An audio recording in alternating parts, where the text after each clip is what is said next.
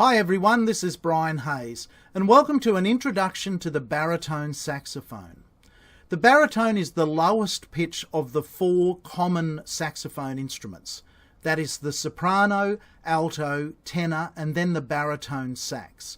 There are other saxophones, both higher and lower in pitch. However, those four make up the most common of the saxophone family.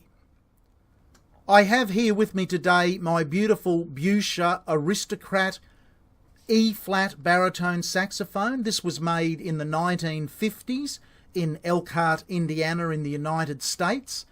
Like all of the baritone saxophones of that era, it is pitched in E-flat, but it only goes down to low B-flat, the same range as the alto and tenor saxophones and the soprano sax. So its range is like the Selmer Mark VI famous alto and tenor saxophones. It's the same range as that vintage era of instruments. So high F above high C to B flat below low C. It wasn't until the 1980s that Yamaha produced the first commercially available professional baritone saxophone that included the low A key.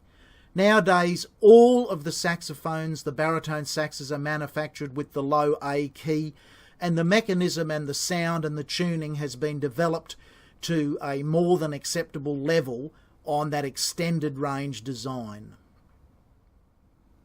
If you are buying a new saxophone today and considering entering the baritone market, depending on what type of playing you're doing, it's important to make a decision whether to look for a vintage horn, the low B flat version like I'm holding here. All of the great saxophonists of the past and all of the historic baritone sax solos were played on a low B flat range baritone saxophone. So whether that's Jerry Mulligan or Pepper Adams or Harry Carney or a host of other legendary baritone sax players, the sound that you hear is this era baritone sax.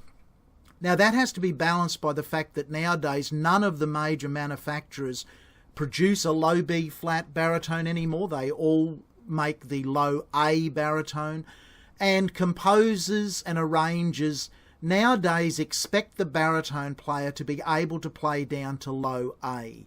So if you're looking at joining an orchestra or a big band or doing commercial recording or playing, I strongly suggest that if you're buying a new instrument, invest in a low A baritone, because you're going to be hampered or handicapped in your ability to play off written arrangements where the composers expect the baritone nowadays to be able to play that low A. Before we move on to looking at the different components of the baritone sax and having a listen to how it sounds, I just want to stress a very important part of your kit as a baritone sax player is to have an appropriate saxophone harness like I'm wearing now. And if you have a look at my tutorial on how to best pick a strap for the saxophone, I go into depth on that tutorial as to the important features of a neck strap. I'll just mention here that the brand Neotech, who I think make the best straps for the saxophone available anywhere on the planet, have recently come up with what they call the sax loop connector. It's just what I'm pointing to here. Instead of a traditional locking hook, this uses material that had its origins from the parachute industry, so very, very strong and reliable material. And it's basically just looped through the sax strap ring and tied against itself. And then this locking mechanism connects to the Neotech sax harness. So this brand here, Neotech, really great saxophone straps, and I strongly recommend you check out their website and look into their harness systems available for the baritone saxophone. These are very heavy instruments, they're very expensive instruments, and you want a mechanism that is not going to fail you regardless of how you may be twisting or turning or bouncing around with your instrument. So Neotech sax straps, the new loop sax loop locking system, and the professional harness. Check those out. If you are new to the baritone saxophone, the first thing that will strike you about it is its physical size. This is a very large and heavy instrument. It borders on the maximum size of an instrument that a person can realistically walk around and play, for example, in a marching band or on stage, to freely be able to walk around and hold the instrument via a harness or neck strap design. It's so big that you'll notice up the top of the instrument near the mouthpiece that the piping curls around. It loops around there, and that's very distinctive of all baritone saxophones. This particular baritone has a spit valve, like a trumpet, at the bottom of this U shape because of the size of the instrument and that we're playing warm air often into cold brass and the normal physics concepts of condensation applies. This instrument here, and you can just see there, a lot of water has come out of that spit valve because I've been playing a little bit earlier today and the instrument has cooled down and the condensation has been caught in that U shape there. If that release valve wasn't there, that water would just ultimately build up and it would gurgle. So like a trumpet and a trombone, the baritone sax is unique in the saxophone family in that it includes a water release key. You can see the fingerings on the front of the instrument if you're familiar with the saxophone. It has the auxiliary high F key that I'm pressing there now. And on the back here, where the octave key mechanism is, I'll just try and get that in view for you here. That's the octave key that I'm pressing there. Now on the low A saxophones, and remember this only goes down to low B flat, the baritone saxes that go to low A have another key below, opposite to the octave key, right here where I'm putting my index finger, and that's how you play the low A note on a baritone that has it. In other words, instead of putting your thumb up on the octave key, you drop it down and you press that key there whilst fingering the low B flat fingering that you would normally play on any saxophone, and that will change low B flat to low A.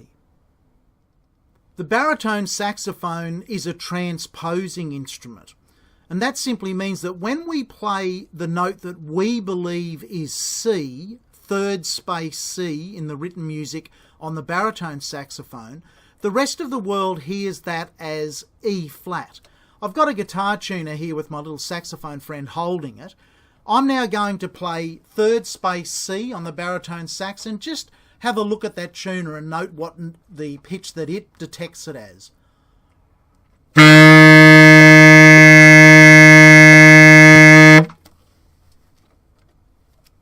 So you'll notice the tuner picked up my C as being D sharp. And D sharp, of course, is just another name for E flat. That's why this saxophone is an E flat baritone sax. Just to let you hear the range of the baritone saxophone in normal playing mode, just have a listen to this. So that's a sample of right across the range of the instrument from high F down to low B flat. I hope you've enjoyed this brief introduction to the baritone saxophone. It really is a fantastic instrument and has a character of its own. I strongly recommend that you check out and explore the potential of the baritone saxophone if you currently play the alto or the tenor and soprano sax, or if you're new to the instrument entirely and just like the sound. I just want to end by paying a brief tribute to a wonderful saxophone player, Terry Harrington. The name is no doubt unfamiliar to you, but Terry is probably the most heard baritone saxophone player in the history of the instrument. Terry Harrington plays the saxophone fills that Lisa Simpson does on the Simpsons animated TV smash hit that's played all around the world. He's a fantastic multi-instrumentalist, and I recommend you check out on YouTube Terry Harrington Saxophone, and you'll be surprised at just what a wonderful musician Terry is. But he's the guy that hides behind the great Lisa Simpson and her many saxophone antics on The Simpsons. As always, keep in touch via my website. That's www.brianhayes.biz. That's B-I-Z, Z for Zorro. Subscribe to my YouTube channel. It's a fantastic way to keep in touch as I update videos on the many instruments that I play and teach. And if you have any questions, fundamental questions about the baritone saxophone, drop me an email. More than happy to correspond. Okay, when I was a kid growing up here in Australia in the 1960s, there were no Simpsons on TV, but the Flintstones were king of the animated television. I'd like to finish this tutorial with a brief run through the Flintstones theme on the baritone sax. Bye for now.